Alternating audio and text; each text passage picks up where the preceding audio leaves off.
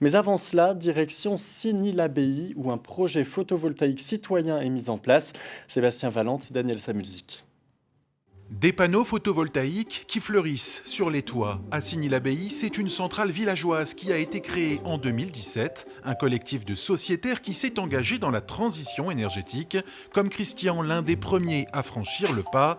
Objectif du projet, allier écologie et économie. On ne peut pas investir 270 000 euros sans avoir les moyens de le rembourser.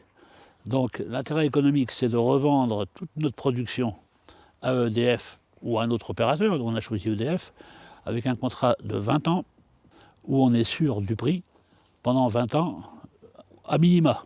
On a tous cette fibre un petit peu verte en disant on va participer à notre échelle citoyenne à la transition énergétique. Des propriétaires volontaires pour louer leur toit. Au total, une quinzaine de toitures de particuliers ont été choisies pour accueillir ces panneaux photovoltaïques, comme la maison de Frédéric, cet éleveur bio de Signy-l'Abbaye. Je ne me rends même pas compte que j'ai des toits solaires sur mon toit.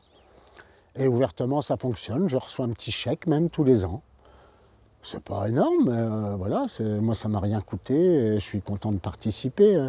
Comme dit la pub, et en plus je fais un petit quelque chose pour la planète. Un projet citoyen qui a pu voir le jour grâce au soutien de la communauté de communes des Crêtes préardennaises. Et si le soleil n'est pas toujours présent dans les Ardennes, le dispositif fonctionne avec désormais une production de 120 MWh par an, l'équivalent de la consommation électrique annuelle d'une centaine de personnes.